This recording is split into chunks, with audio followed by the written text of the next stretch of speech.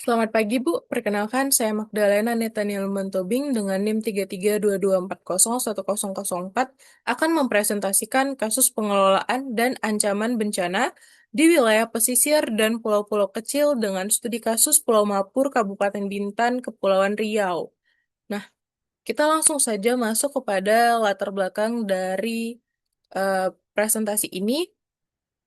Wilayah pesisir merupakan salah satu kawasan yang memiliki peranan penting karena menjadi tempat bertemunya antara ekosistem daratan dan lautan. Kawasan ini memiliki sumber daya alam yang sangat melimpah, baik dari sektor perikanan, pariwisata, maupun jasa lingkungan, sehingga menjadi sumber mata pencaharian masyarakat.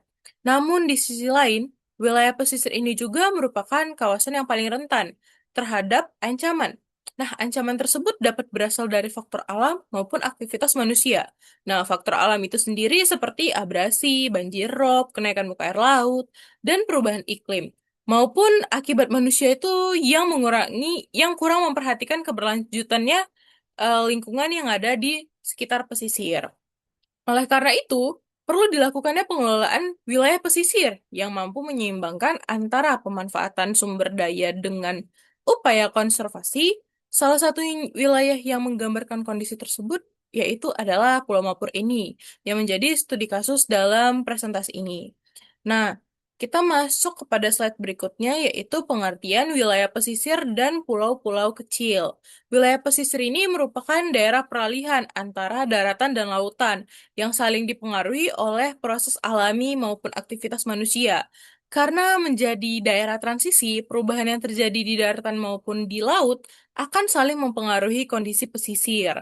Sedangkan berdasarkan Undang-Undang Nomor 27 Tahun 2007, pulau kecil ini merupakan pulau dengan luas maksimal 2.000 km² berserta kesatuan ekosistemnya.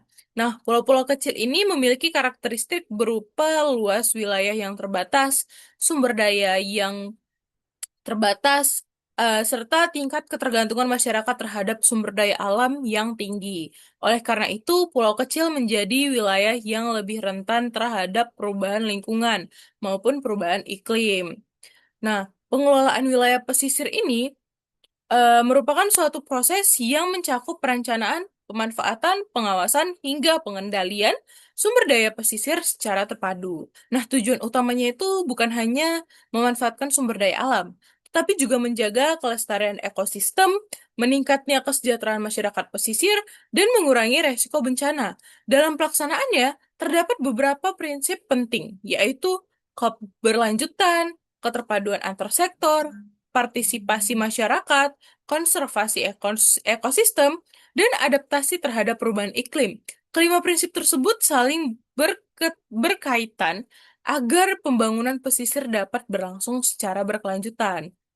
Nah, ancaman bencana di wilayah pesisir ini dapat dua faktor seperti yang di awal tadi, yaitu adalah faktor alam dan faktor manusia. Nah, ancaman alam ini meliputi abrasi, banjir rob, tsunami, gelombang ekstrim, serta kenaikan muka air laut. Sedangkan ancaman akibat aktivitas manusia ini adalah penebangan mangrove, reklamasi, pencemaran laut, dan alih fungsi lahan.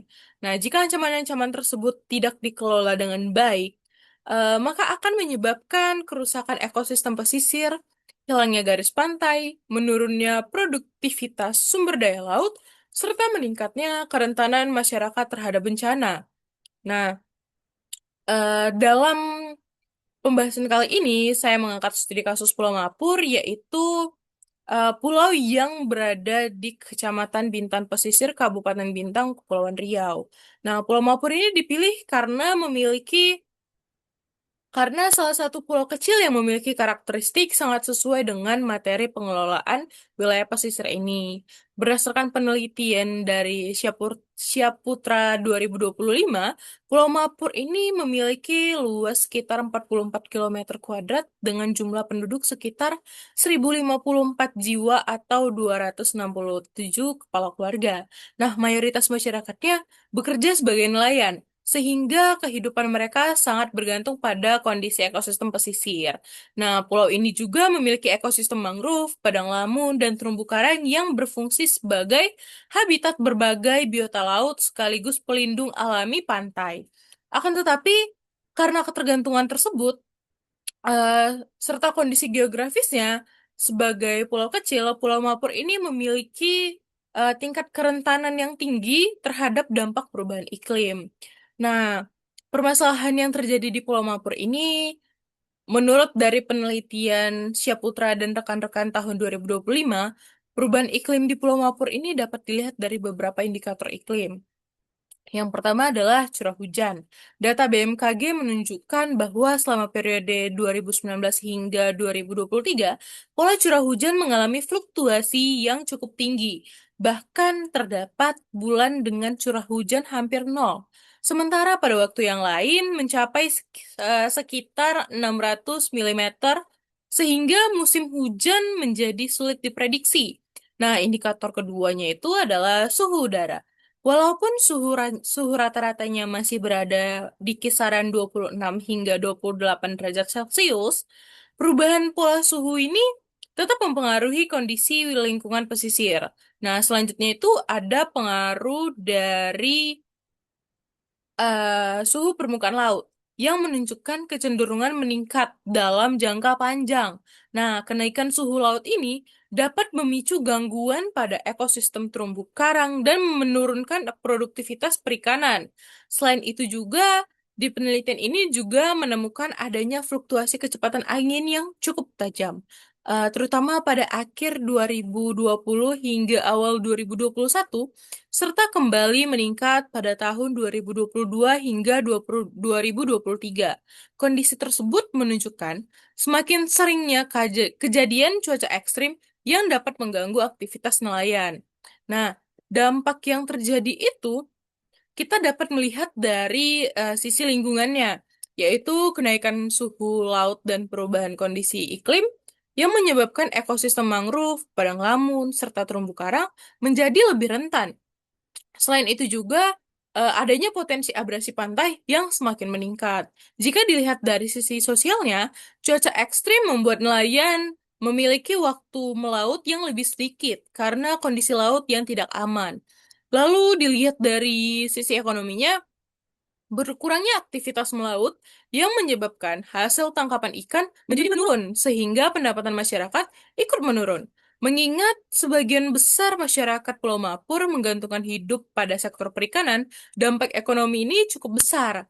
Nah, upaya dalam pengelolaan wilayahnya itu dapat dilihat dari yang pertama adalah rehabilitasi hutan mangrove karena mangrove mampu mengurangi abrasi sekaligus menjadi habitat berbagai biota laut. Selanjutnya ada menjaga keberadaan padang lamun dan terumbu karang agar produktivitas perikanan tetap terpelihara. Selain itu juga aktivitas yang berpotensi merusak ekosistem pesisir juga perlu dikendalikan. Berdasarkan hasil penelitian, strategi adaptasi terhadap perubahan iklim juga perlu dilakukan, misalnya melalui penguatan ketahanan masyarakat, pemantauan kondisi iklim secara berkala, serta pengelolaan sumber daya alam yang lebih berkelanjutan.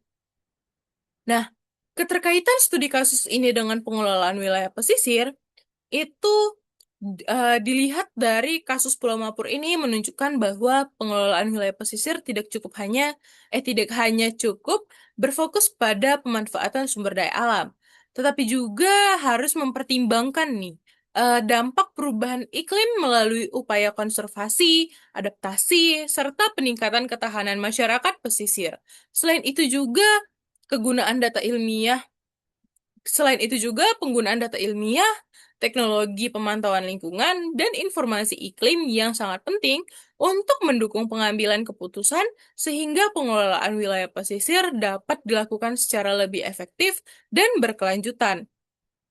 Nah, sebagai kesimpulan, wilayah pesisir dan pulau kecil memiliki potensi sumber daya yang besar, tetapi juga mempunyai tingkat kerentanan yang tinggi terhadap perubahan iklim. Melalui studi kasus Pulau Mapur ini, dapat diketahui bahwa perubahan pola curah hujan, peningkatan suhu, kenaikan suhu permukaan laut, dan cuaca ekstrim telah memberikan dampak terhadap lingkungan, aktivitas nelayan, serta kondisi ekonomi masyarakat. Oleh karena itu, pengelolaan wilayah pesisir harus dilakukan secara terpadu dengan mengutamakan konservasi ekosistem, adaptasi terhadap perubahan iklim, serta keterlibatan masyarakat agar keberlanjutan sumber daya alam pesisir tetap terjaga. Sekian presentasi dari saya. Saya ucapkan terima kasih jika ada kesalahan dalam pengucapan ataupun perkataan. Saya mohon maaf.